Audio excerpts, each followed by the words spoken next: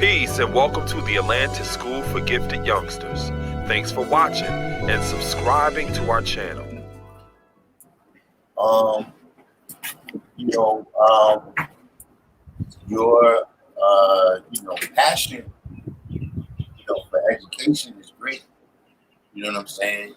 But for me, it's still a matter of, when you go to different colleges, right? You know what I'm saying? And it has the, Nelson Rockefeller wing or whatever. Yeah. You know what I'm saying? That's because that person supported that institution by building whatever building, you know what I'm saying? And it has their name on it. You know what I'm saying?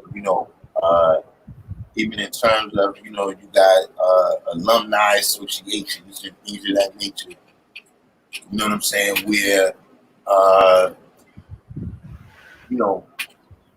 there has to be a community of people, right?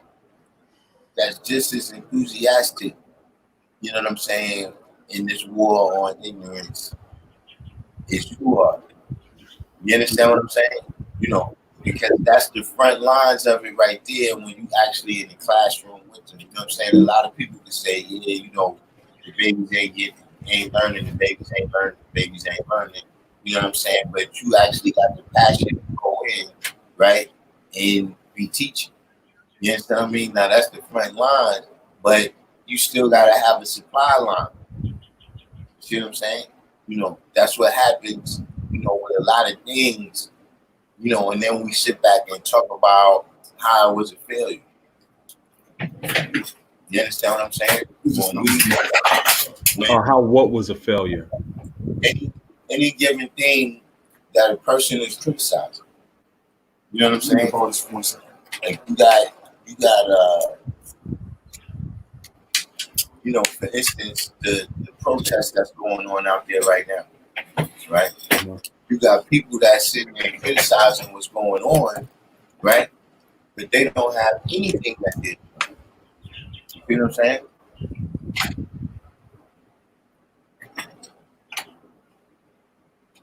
So this is something that I don't know if you know Silver Fox. No, I'm looking at that. Sometimes you say black meaning people of African origin, then in another sentence you mean so-called African American. I think that Silver Fox, a lot of times people use terms like that interchangeably based upon who they're talking to specifically. I mean, in terms of me personally, that may be how I use it. So, for example, if I'm speaking to some of my brothers and sisters that are Hebrew Israelites, I may speak to them in the language of the 12 tribes because that's their orientation and that's the language that they actually understand. If I'm speaking to a Moor, I may speak more in terms of the language that they actually understand. Again, a lot of times when it comes to advocating for one common cause, you have to strive to find the social equality in what it is when it comes to your perspectives. And sometimes there are certain things about our perspectives in life that are not going to be reconcilable. We're not going to agree with those things. So sometimes if we're striving to accomplish a task, it's best to not even venture into those waters because you already know what the outcome is going to be. So don't even open that door. Right? So in terms of having knowledge itself, one thing that I learned from experience is that a lot of times it's best to understand than expect to be understood. So understand and understood equals equality. And the best equality that I could oftentimes offer to somebody is strive to best understand where they're coming from and not expect them to understand where I'm coming from. So in knowledge itself, when we have this journey in life, a lot of things that we learn are difficult because we have to adjust our attitudes. We may have to adjust our habits. We may have to adjust the type of relationships that we have with people. And that shit is difficult. And we are doing it intentionally. So if it's difficult and we're striving to do this intentionally, think about how difficult it would be for someone that's not even on a journey like that you're just presenting some ideas with, that you're expecting them to reasonably understand and to integrate into their life. They're less likely to do that as opposed to you being more likely to understand where they're coming from. So in the interest of striving to best understand where people are coming from, I strive to meet people where they are. If I'm talking to a 90-year-old elder from the South and they're using the language colored people and stuff like that, I'm not going to correct them and say, grandma, African American, or grandma, you talk about black people. I'm not going to do that. I'm going to listen to grandma. And I'm going to take in what it is she's saying, and I'm going to meet her where she is. Right? And that's my approach a lot of times with various different people. I strive to listen and learn and meet them best where they are, because at the end of the day, when we depart, I want them to realize that our interaction was something that helped them elevate their perspective, or our time that we invested with one another was an asset, that they didn't lose no time searching for something that didn't exist in me and even being around me. And it doesn't mean that if they come in contact with me and they're a Christian, once they leave my presence, they're going to be a 5% or nothing like that. Nah, I want them to be better at whatever it is that they're doing, so they didn't lose no time with being around me. And I should be able to offer them something or some perspective in whatever it is that they're dealing with that can help them become better at whatever it is that they're dealing with. That's my form of social equality. And if it's one thing, like we say in our degree, our Bill degree, social means an advocated society of men, a group of men for one common cause, equality means to be equal in everything. If there's only one thing that I can share with them that they can leave with, that can help them become better at what it is that they're doing, I did my job. And that is me actually making knowledge born in terms of my duty as a civilized person. So I know I took that long walk around the park, Silver Fox, but I wanted to be comprehensive about answering your question. I still like, he asked another follow-up question, but I don't really understand. What's the specific part you don't understand? Specific part of my understanding of what? Now I'm saying the specific part that Silver Fox don't understand. I don't know. You know, the bottom line is you got to meet people where they are. You would be a bad plumber.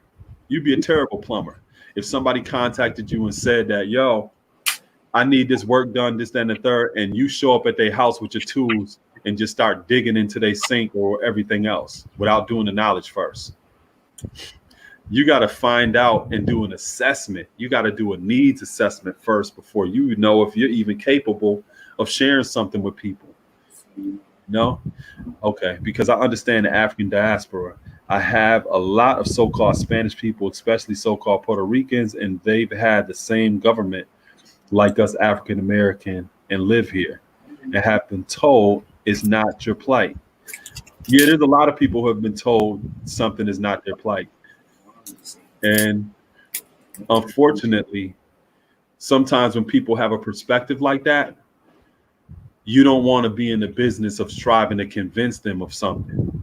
Because if the truth is not enough, what are you going to do about it? What, you more than the truth? You know what I'm saying? So a lot of times some people have to learn about plights on their own. You just got to make sure you get out of the way, because when the shrapnel starts blowing back, you don't want to get caught up in that yourself. You make knowledge born. And here's the thing too. The 19th letter in our alphabet is S, self or savior. When we make knowledge born, it is on somebody to take the initiative to save themselves.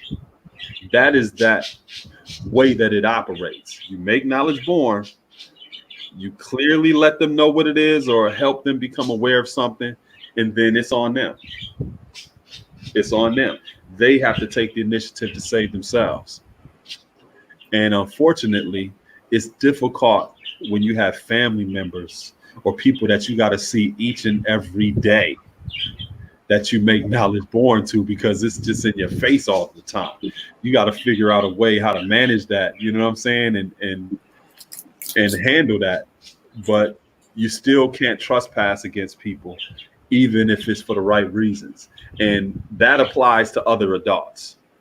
If you're a parent and you're a guardian and you have children that you're responsible for, that's a different posture and approach towards dealing with them in terms of making knowledge born. You may not want to just sit back and let them save themselves. Sometimes you may have to step in because you're responsible as a parent and a guardian. But other adults, hell no. Unless they have some type of mental or physical disability, you're not responsible in that sense of stepping in and doing things for a grown adult. You can do it if you want to, but whatever results you get from that, just make sure you're honest enough to share those results with everybody else, whether or not it works. But I'm not doing it because I'm not searching for something that don't exist. You know, that's one reason too why the father focused on the youth. Because when you look at the lifespan of an adult, the earlier that you can reach a person, especially in childhood, they have much more of a likelihood or propensity to have a life of knowledge of self, to live more years of knowing who they are and attend this world from the perspective of knowledge of self, because you're reaching them younger. If you're reaching somebody in their 40s or something, and not to say that some people that are in those years don't have the ability to gain knowledge of self, when you're looking at a lifespan and you're reaching somebody in those years, they already lived most of their life as an 85. They're going to have to work extra hard to be able to add on those last years of their life, which is possible, and it is good if they've committed themselves to be able to do that. But if you want to reach people at an earlier age that have much more of a propensity and a capacity to live a long life of knowledge of self, you got to reach them early. And that's what the father was doing. He understood the lifespan of people. And if you reach them earlier, they're going to have knowledge of self more years on this earth than them not having knowledge of self. So I'm 45 right now. I got knowledge when I was Wisdom Cipher, when I was 20. So I've lived more years right now on this planet having knowledge of self than when I didn't have knowledge of self. And that's one of the formulas or the approaches that the father used. That's why he didn't focus on a lot of older people, because the older a tree becomes, the more brittle it is and the less flexible it is, especially when storms and other different type of inclement weather comes. Children and young trees are much more flexible. See, one thing, Silver Fox, if you're still on there, you got to remember that, you know, in this nation, we really only recognize two seasons. You know what I'm saying? You know, original and color. You understand what I'm saying? Because, you know, we not the devil, right? And all these different, you know, seeds and things of that nature. That's the science of sex. You know what I'm saying? The devil was made through the science of sex. That's a physical science. You understand what I mean? But we came from a supreme thought. This nation, you know, was no woman that gave birth to the first newborn. You understand what I'm saying? We all came from a supreme idea, you know what I'm saying, that Allah had to teach us. You see what I'm saying? So that's when from the nation perspective of what you're speaking about. But when you go into other worlds, they do recognize the seed. You understand what I'm saying? Like if you in the political world, they recognize the seeds. You know what I'm saying? When you look at the different categories that they have different categories for everybody for a reason. You understand what I'm saying? So, you know, a lot of times you might hear a brother speaking, you know, like you were saying, in a different world. He's speaking in a political world. You understand what I'm saying? Because, see, even when we go into our lessons, right, and we talk about John Hart and Hawkins, that happened to those that was enslaved by the British.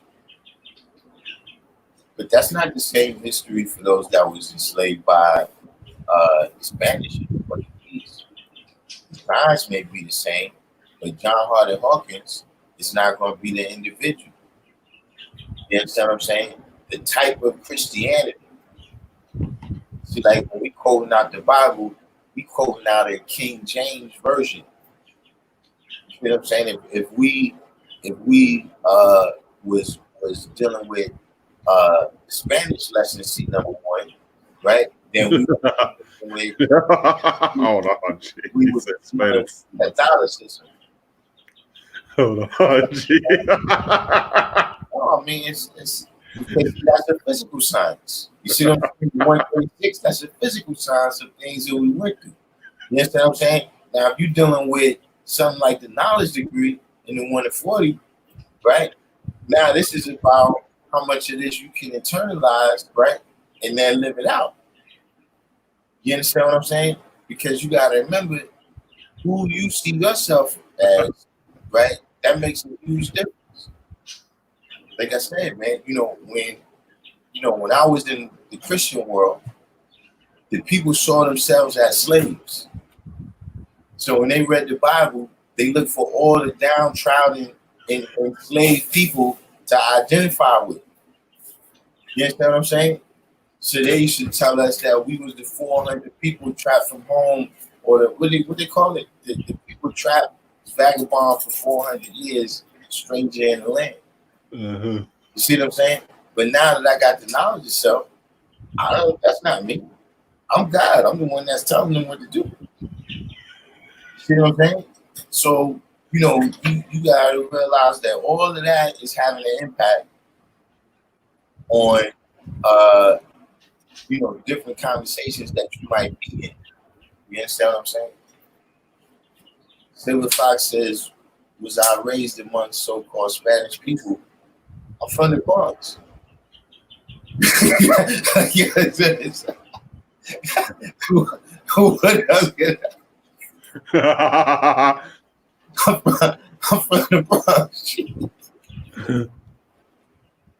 I think that's pretty clear. Yeah, I didn't have a lot of Spanish people where I live at. Just a few, but not a bunch of Spanish people or Puerto Rican people. I grew up around a lot of them, brother that, I grew up with like this, like we, every day when we saw each other, you know what I'm saying? We was neck and neck in the degrees. Like we pushed each other forward, you know what I'm saying? He was Puerto Rican. You know what I'm saying? Yeah, somebody asked, how old is the oldest person that I would put my energy into? It's not really just the age itself. It's the quality of the person and their perspective on life, right? So one of the things that I also learned over the years is sometimes people come to me or they come and they say, I want to get knowledge of self and I want to learn this, that, and the third. And they're not even offering friendship or they're not even invested in building a relationship. So if you're not invested in even just getting to know me as a person and just making yourself accessible in that kind of way, where I get a chance to, even if you have children, to get to know who your children are, what schools and stuff that they go through, things that you're dealing with on a daily basis. If we don't even have that kind of relationship, then how is it possible to transmit a culture, which is the sum total of all of your people activities? It's impossible to do that. So knowledge of self isn't an object that you just hand somebody and say, here, go do whatever you want with it. Knowledge of self is a perspective in life that allows us to have a cultural disposition or a cultural perspective that allows us to attend this world from a different perspective. And in order to learn that, you really have to take an anthropological approach. You have to immerse yourself in the culture, not get little bits and pieces and think that you're going to implement it in your life. No, you got to be around people. You got to develop a relationship. So if a person is not even committed to doing that, how you going to learn a culture? How you going to learn a culture? So if a person's older and they're willing to really invest and develop a relationship, because my brother right here, we're going to know each other until we die. These are lifelong relationships. This is not no fly by night bullshit where it's like, hey, how you doing? And some elevator talk shit. Nah, these are my brothers for life, period. That's our approach towards rebuilding our family units and our communities. We do it in this particular way. It's not to necessarily say that whatever way other people do it is what this is our way. This is our approach. You know what I'm saying? And in that approach, these are lifelong relationships that we're establishing. And if a person's not willing or committed to do that, and you think you're going to learn our culture, no, it doesn't work that way. You're a tourist. You're a cultural tourist. You know, or you're a shapeshifter.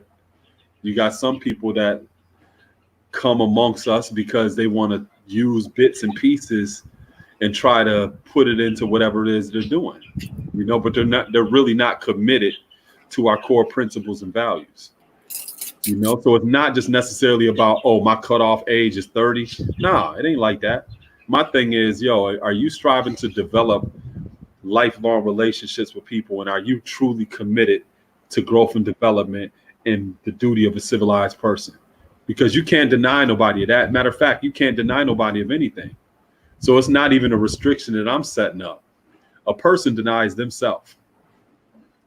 There's a brother that I built with maybe a month ago, and he was all excited and I want to finally get on my lessons and shit like that and blah, blah, blah. I gave him student enrollment and stuff. He hasn't followed up with me yet in a month. You think I'm calling him to be like, what's up, and trying to quiz him and test him? Hell no. I'm not doing that.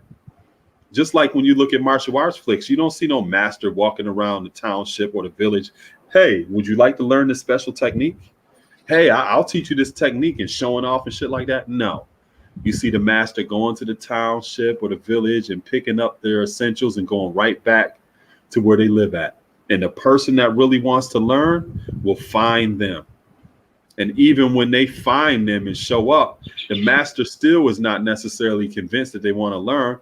They still got to go through some preliminary stages before they show and prove that they're capable of learning anything. And that's the exact same way that this works. Because teaching somebody, you're connecting them to your lineage and your family's lineage.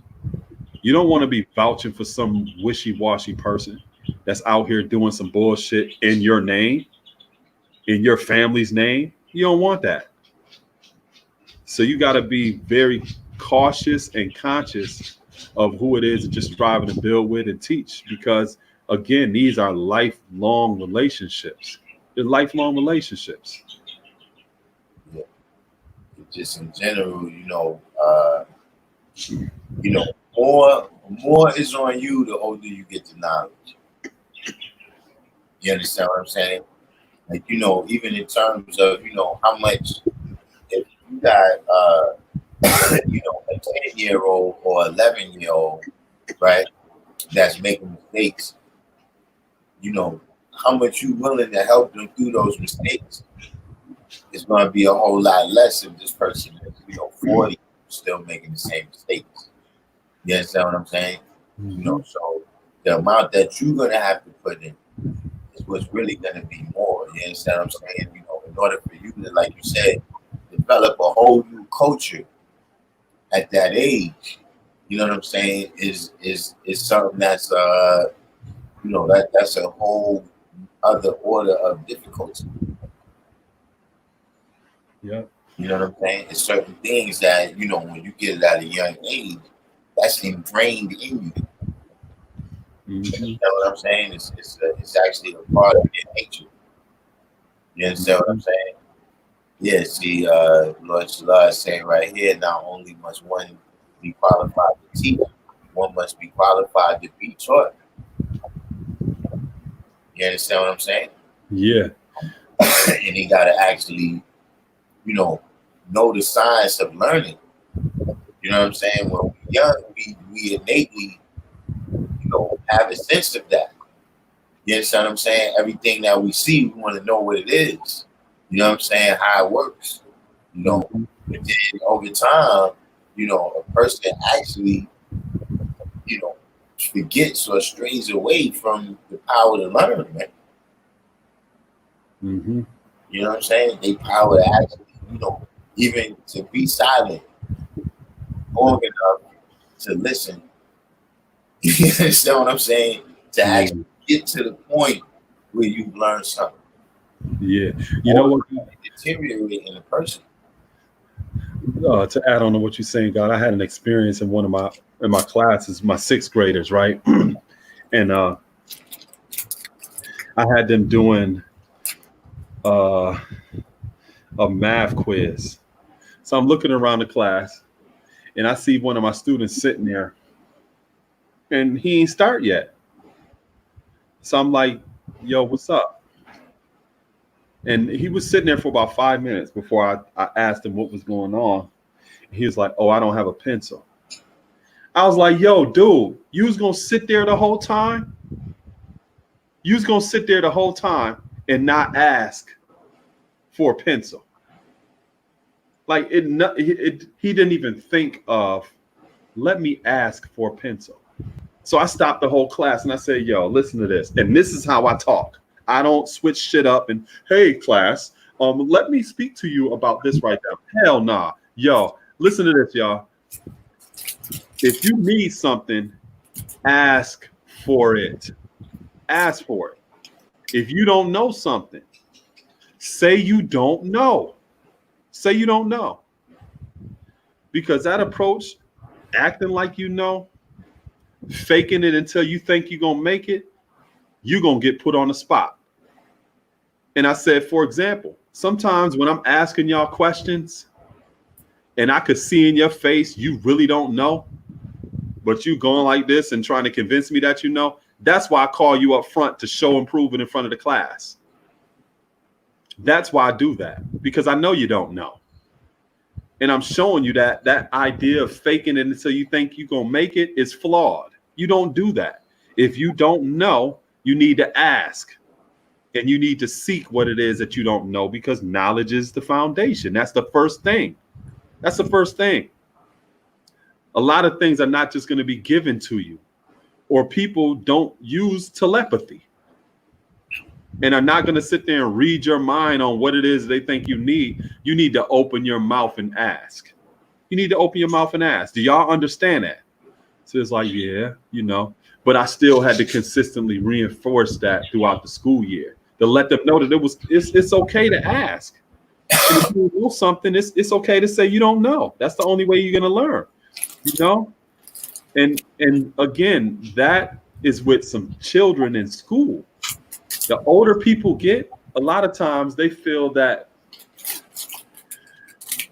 they really be doubling down like they know some shit. And know good and well they don't know what the hell they talking about. You know what I'm saying? Instead of just being honest, saying, you know what, I don't have the answer to that right now. I don't know. Could you show me or teach me what that is? Or just simply ask people for stuff. Because I understand some people feel as if they're putting themselves in a vulnerable position, and it is vulnerable to put yourself in positions like that, because sometimes people don't like hearing no, right? But hey, the only way that you can really learn is to ask. It's to ask and be humble. When I learned from my enlightener, I didn't hesitate. When I first found out that he had knowledge of self, I was like, yo, I want to learn.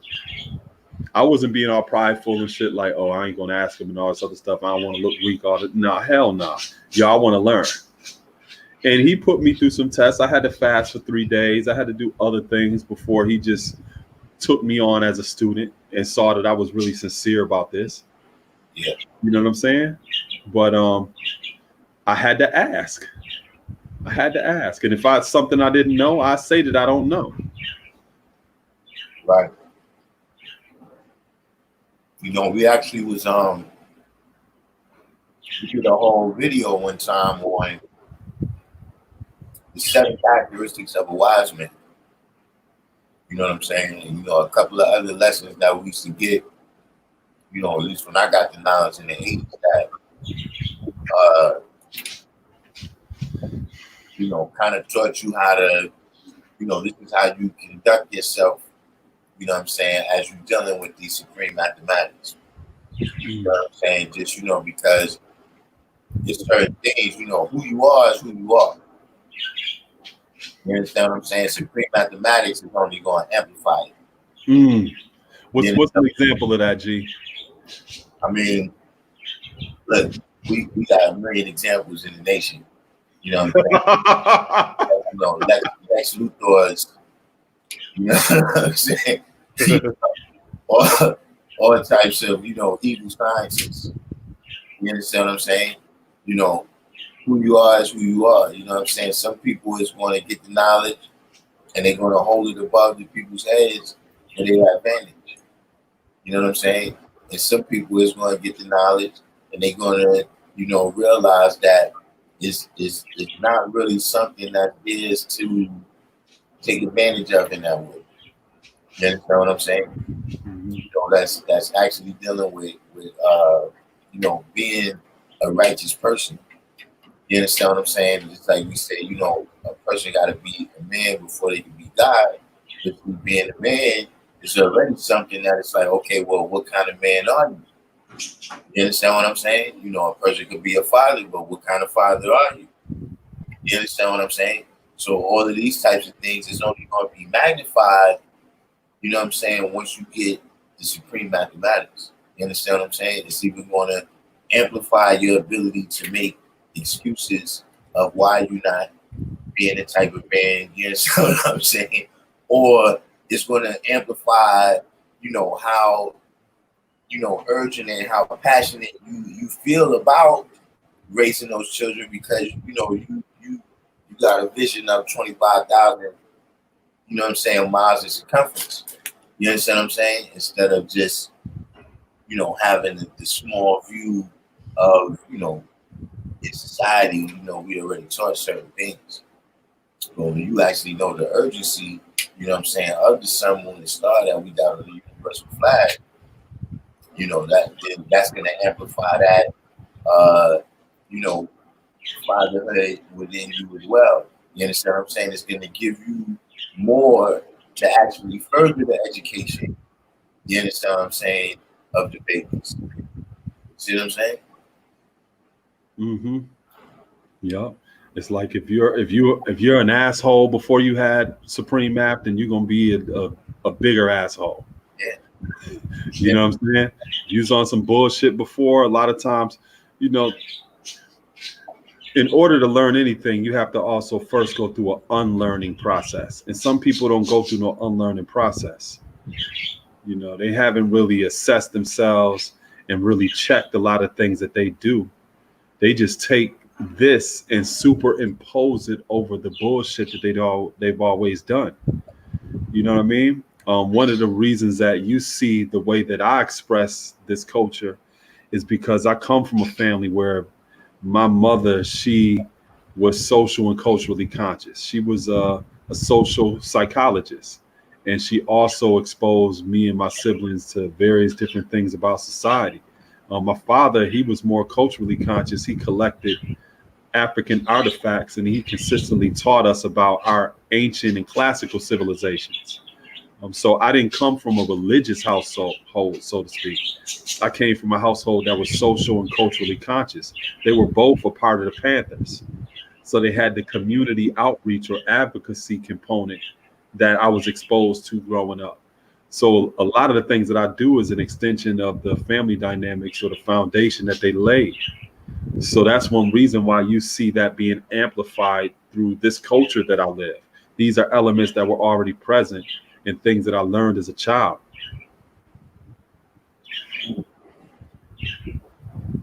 Silver Fox. I think Silver Fox thinks that you think. I think he thinks that you think that the so-called Hispanic brothers is not the original band. He thinks what? I think he thinks that. I think he's saying that you think that Hispanic brothers is not the original man. I don't know where he got that from. Even if it is a he.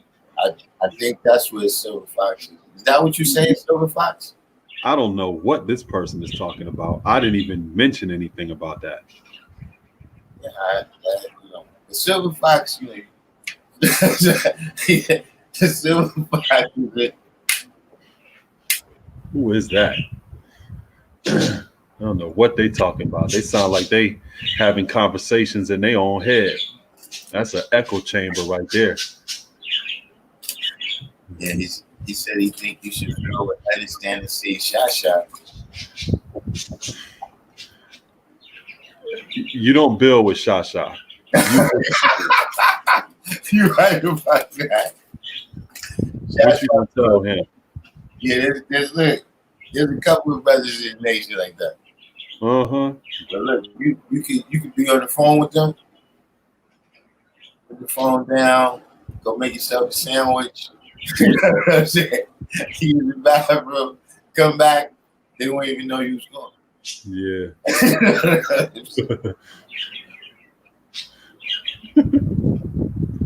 Silver Fox face built with Shasha. Yeah, but I'm saying No, Saladin needs to build with Shasha. Yeah, he didn't build with Shasha. Shasha built with you. Say it the way that it need to be said, because you ain't building with him nothing. He built with you. Yeah, Shasha. That's a one-way street.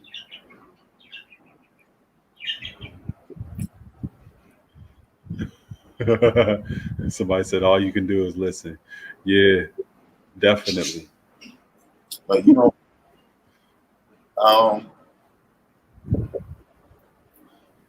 one time, that was something that when you growing up, sometimes you on your way somewhere. You know what I'm saying? And the brother, he decided he would have built with you. You know what I'm saying? But we come into that period of time, man, where it's like, man, a lot of the brothers, you know what I'm saying, and that knowledge and wisdom and understanding that they used to give you. You know what I'm saying? A lot of them brothers ain't here right now. You know what I'm saying? Just right now in 2020, man, we lost a lot of brothers that just historically have always dropped high signs. You know what I'm saying? They always let the history be known. So that's something, man. If anybody out there gets a chance, yeah, you need to let CashApp build with you. if you can catch up to him, that's still pretty nimble. Yeah. I mean, all of these ideas about classifying people, or are they this, that, and the third? You really assess the quality of a person based upon how they invest their time and if they're really advocated for the cause of being a civilized person in terms of what that duty is. You know what I'm saying? You have to make sure that you definitely assess that, because you can have somebody that's blacker than blackety black, and that don't automatically mean that they're going to be civilized or they're going to be performing their duty and all this other stuff. You could have a person that is classified as white and maybe more committed to doing their duty as a civilized person and checking their own people and doing their duty in terms of raising their children in the proper way than that so-called black person. So you can't just assess things in that perspective and put people in a box and say because they look a certain way or whatever that they're going to express themselves a certain way. Because when you take a position like that, the position itself is flawed, which means it's only going to be a matter of time before you're proven wrong, right? So when you look at one of our degrees, the Born degree, where it talks about the sword as an emblem of justice and was used by the original man Muhammad's time, that emblem of justice or that sword is a standard. And if you consider yourself to be a civilized person and a performing this duty, you're saying also that you are a standard of justice. A lot of us have the attribute or the righteous name justice. You're saying that you're the standard of that. So if you represent that standard, and that is one of the principles that we live by, you can't put yourself in a position where it shows that you are unfair or that your standard of justice is flawed. So, for example, if I sat here and was having this whole conversation about, yeah, you know, people that look like this, that, and the third, they can't do this, that, and the third, blah, blah, blah, blah. Overnight, I can learn about somebody that contradicts what it is that I'm saying. Now, how do I look? Flawed. It shows that it's a flaw in my thinking. I'm not even going to take a position like that because I know the possibility of being proven wrong. The only sound and sure position that you can actually take is to say that everyone has an opportunity for civilization. And if they don't take that opportunity, that is because they denied themselves. It had nothing to do with me denying them at all because I don't have the ability to do that. I'm not standing in nobody's way. If they want to be civilized, if they want to live this type of culture, they have to do what's necessary in order to be that person of that ability. Not said ability, of that actual ability. And there's nothing that I could do to deny them of that opportunity, because if I did step and get in that kind of way, it only takes one person to prove me wrong. One person to prove me wrong. So you don't take stances like that. You don't take stances like that. You say everybody got an opportunity. Deep down inside, you may think certain people may have more of a capacity than others, but it's not on you to say what somebody's going to do. That's not on you, because you could be proven wrong by even saying that. So you don't say it at all. You say everybody got a chance. If they don't do what's necessary, that's because they didn't do what's necessary and they denied themselves. It wasn't because you denied them of anything. And that's the most fair and equitable posture that you can take towards anybody. Yeah. And that's what makes us being all wise, right, and exact consistent over the generations, because we've consistently taken that posture. When you see other different groups and organizations, because they didn't take a posture like that, you can see how flawed it is. You can see how it didn't stand the test of time and it wasn't sustainable because some of their stances weren't sustainable.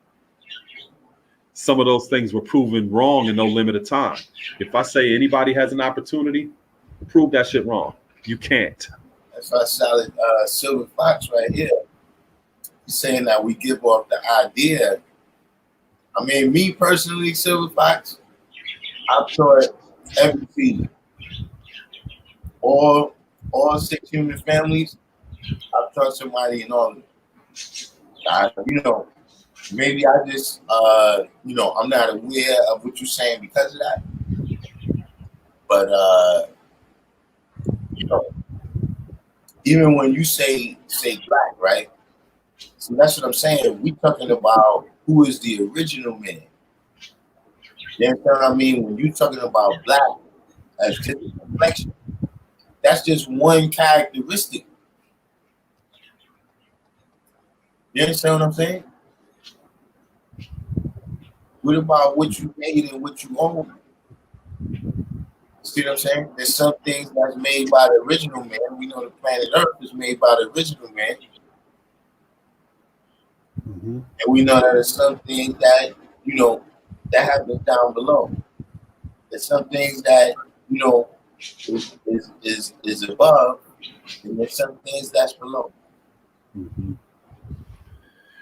To add on to what you're saying, God, when we say 85%, we're talking about demographics. If you live in Boise, Idaho, and the majority of population are people who are classified as white, that is what your 85% are going to look like.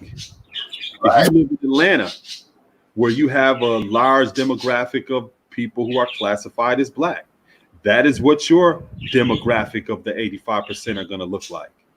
So it's not just because you're black or white or whatever that makes you 85%, 5%, or 10%. Nah, it's based upon your mindset. And you have to look at that mindset based upon the demographics of where you actually live and who you need to teach. Who is your target demographic based upon your demographics? You gotta realize that we're not really dealing with a lot of that stuff. That's not particularly. We're teaching about the original man. You understand what I'm saying? And because of that, trace things back. That's how origin. You know what I'm saying? But in this world right here.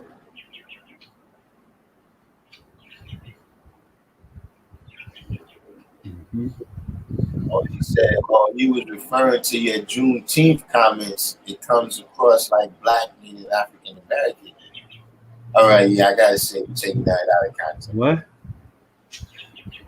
He's speaking on a specific history. So, now, let me ask you a question. Now, hold on, Silver Fox. This is exactly what I mean when I say the English language Z number 1. Now, tell me which country in the Hispanic world, right, was emancipated in 1865 by the Union Army? That's all you got to tell me. Just show them. See, that's what I'm saying. You taking it out of context, brother.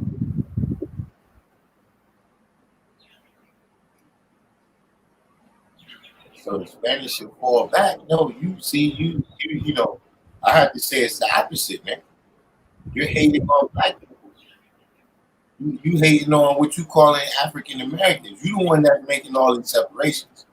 But what you calling African Americans, you hating on them because now why can't they tell their history?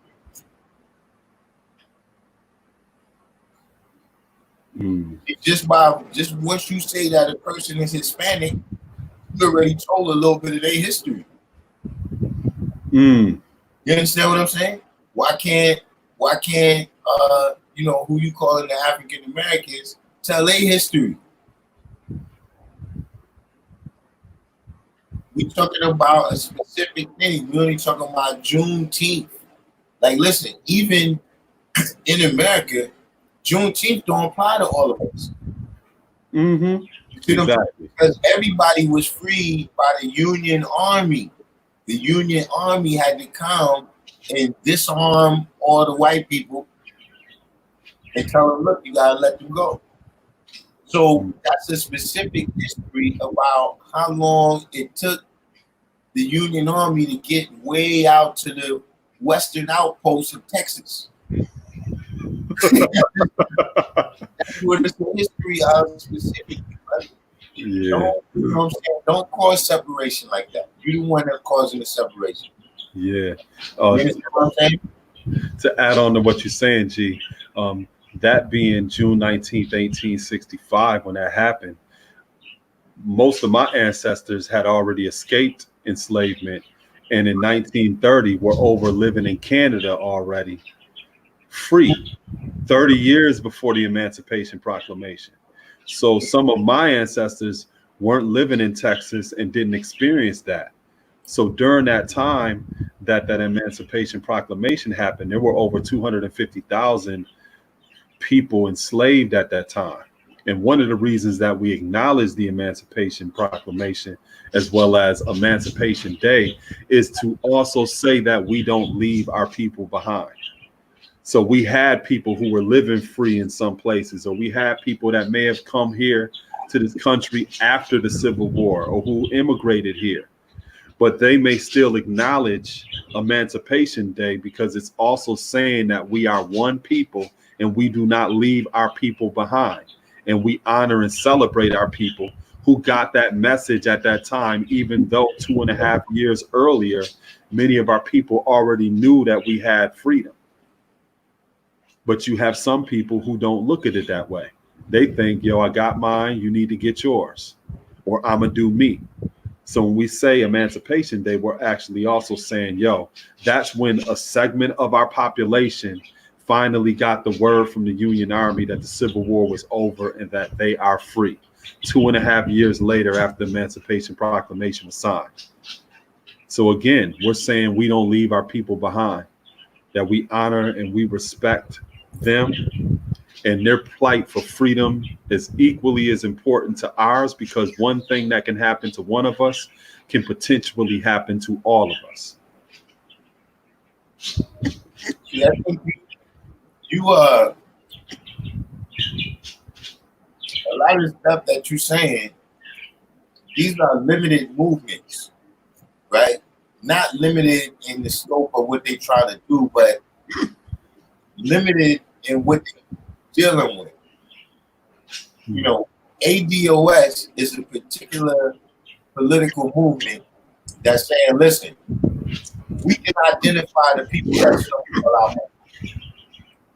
We know who they are. You understand what I'm saying? As opposed to, in some other instances, all of those entities are defunct. You understand what I'm saying? So in the terms of that particular claim, right, the whole diaspora can't make that as a legal claim to say that, we know that this institution, and this institution benefited specifically off of my ancestors. You know what I'm saying? Like, this is what I'm saying. When you talk about ADOS and that type of movement, right? Look, you're supposed to get some money too. Like, if you're supposed to get some money, but you gotta get it from France. Those are the people that you're gonna go over there. Just like, look, just the other day, 2 companies in England, they gave some type of apology or something. I think they put up some money for something, right? Lloyd's of London and another company, because they had financed and insured the slave ships. You understand what I'm saying? There's still plenty of companies that's around right now that actually benefited off of slavery. Remember, slavery was on the stock market and all of that. It was on Wall Street. And you got companies that go back that long. You see what I'm saying? That's what it has to do with. It's, look, if somebody's saying, look, I got shot, and that's the person right there that shot me, right? And you didn't even get shot by, you got shot, but in a whole other place, a whole other time. I'm just saying that's the point of view that they coming from. See what I mean? But that should not, you can't allow that to be, you can't allow that to be thought of in the universal sense. Right? See, Daquan said like J.P. Morgan and James Spain. You understand what I'm saying? Is people who benefited off the slave trade, so they can be identified. But it's just a matter of where did they do their trading?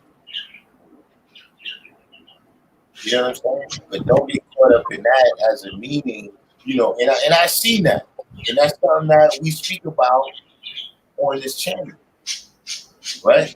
I said that just the other day that look, it took,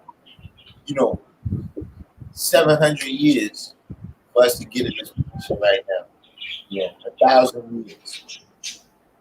You know what I'm saying? The things that was done to us educationally, medically, economically, you understand what I'm saying? On so many different levels. So it's not going to be one button that you can press, right? Yeah. That's going to fix all the problems. All of those things is going to have to be dealt with. You understand what I'm saying? And so, what I would hope is that, brothers wouldn't allow these things to keep a separation between us. You understand what I'm saying? Just because we're talking about, specific aspects of things that need to be done to get us back to a state of freedom, justice, and equality. You know what I'm saying? Some people is going to want to explore economic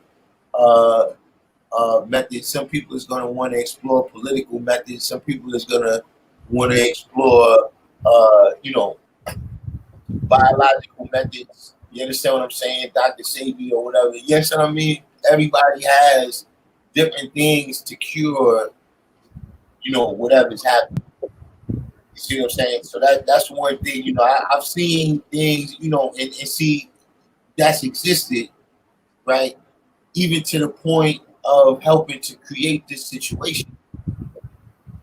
You understand what I'm saying? Where, you got different tribes, right? That because they got a separation in how they want to live, right? Now they become a part of enslaving their brothers. You understand what I'm saying? Instead of dealing with freedom, justice, and equality from everybody over there, instead of really acknowledging, who was the real enemy in this situation. You know what I'm saying? And then, like I said, you have it, on throughout at least, during the civil rights era. You know what I'm saying? Where you got, W.E.B. Du Bois and Booker T. Washington.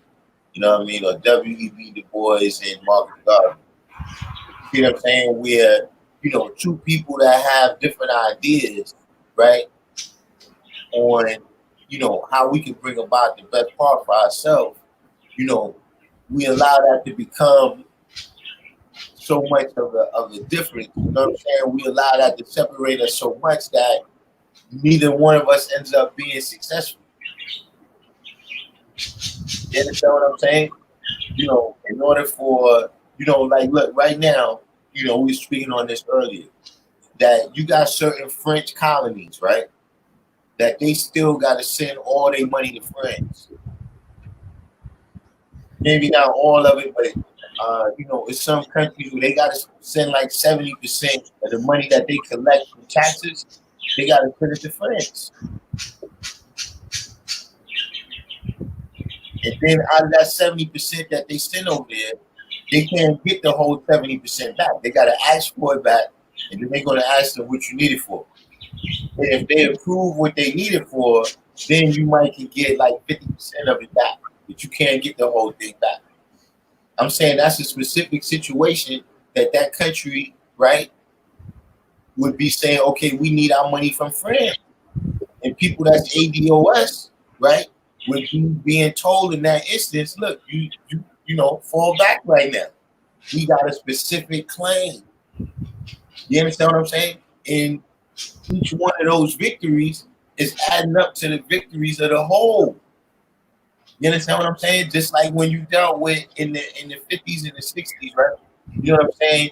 Each movement for freedom, justice, and equality that was happening, you know what I mean? Whether you're dealing with the nationalist science, you know what I'm saying, with all the African countries and all the Central American countries fighting for their independence, whether you're dealing with the civil rights movement or whatever it is. Those were all specific battles that added up to a certain era where all of that stuff was happening. But we're not supposed to be, it's not that type of thing. You see what I'm saying? When it's like man and woman. You're not supposed to be putting this competition, this battle of the sexes, right? That, they made up in the 60s and the 70s. Yes, I mean, on TV. And then now it got serious out here. You see what I mean? It's just the same type of thing where you gotta understand. It's like I said with man and woman. Man and woman is under separate attacks. You know, from society. You see what I'm saying? The way they attack women is by giving them stuff. But the stuff that they give them, the stipulations on it, you understand what I'm saying, ends up getting them caught up. They attack the black man by taking everything from him. And then out of the desperation, right, of trying to get something, they get themselves caught up. Right? But now, because you under different attacks, you wonder, okay, why this other person ain't got my back? You know, you ask her, man, why you ain't got my back? She's like, yo, did you see what happened? You know, it's like you got attacked by the Navy, she got attacked by the Air Force. So now you don't understand that attack, and you know, that's what I'm saying. Don't get caught up in these things. If you see this type of situation, don't get caught up in it. You know, if the people is caught up, that's your time to teach. You know what I'm saying? But these things that you're saying, you know, these are not our teachings. You know what I'm saying? This is a science that, you know, we can apply we can apply ourselves and our supreme mathematics too. You understand what I'm saying? But what we teaching, man, is the pure science, man, the pure truth of who we are. You see what I'm saying? Because once we inform of who we are, now we can orient ourselves in everything. You see what I'm saying? I don't know how long you or how often you do knowledge. So see what I'm saying is that when you go out on the football field, if you're on the football team, right? And you go out on the football field, how you know where to line up at? You gotta know who you are. You gotta know if you're the quarterback. Yes, I mean, if you're not the quarterback and you come out there talking, dude's gonna tell you, yo, look, man, go ahead, man. I'm waiting for the plays from the man. You understand what I'm saying? So this is what we teach. People that say the original man, you know, turning your mind around. When you look at the 1 to 10, right? Everything in 1930, right, was the opposite as it is in the 1 to 10. It turns up into people's minds. See, the original man, right, was called a colored man. And the colored man, you know, although he wasn't saying he was the origin of everything, what he was saying was that he was the first, you know, civilized man. You understand what I'm saying? You know, when they got to Europe, they became civilized. And we were still, you know, at some level close to the monkeys. This was the common idea at that time. You understand what I'm saying? You know, like you said, the fact that all of us was really the original man, right? That, you know, our population is 4,400,000,000. You understand what I'm saying? You know, all of this was the opposite way back then. You see what I'm saying? You know, we thought that, you know, Islam was something that somebody in the Middle East made up, and Buddhism and Christianity been here since the beginning of time with Adam and Eve. You understand what I'm saying? Everything that you see in there, right, it was the other way.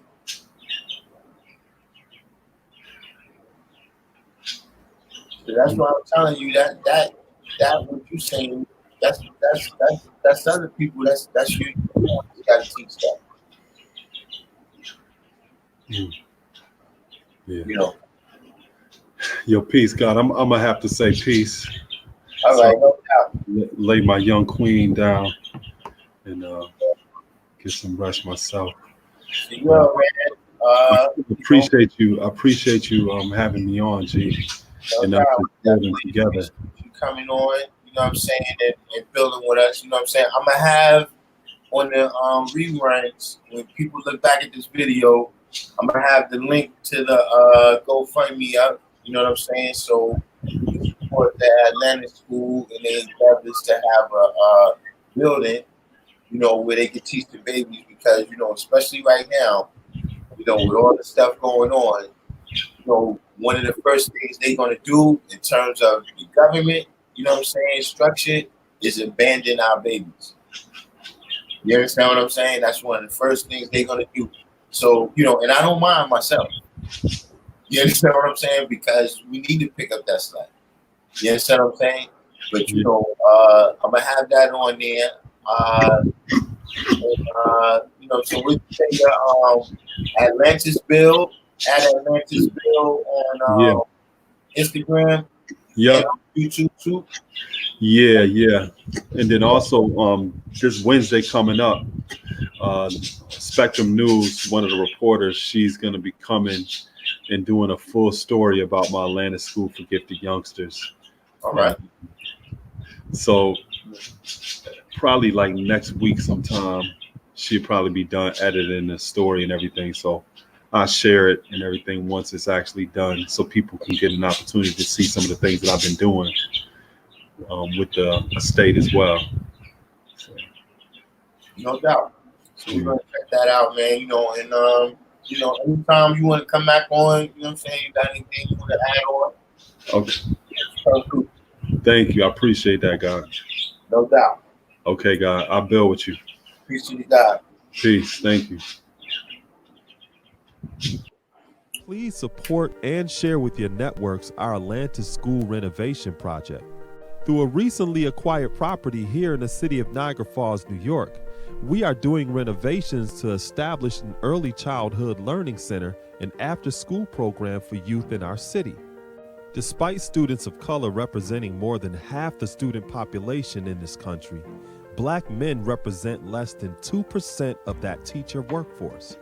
So as a Black educator, my voice and presence within the lives of children is critical to combating family dysfunction, juvenile delinquency, and creating an inclusive workforce that ensures that all of our nation's students receive a quality, culturally enriched education, which consists of various projects, programs, and initiatives such as this cool animation series. This is not simply my profession, it is also my passion and my purpose. We would really appreciate your support and sharing this initiative with your networks. Thank you.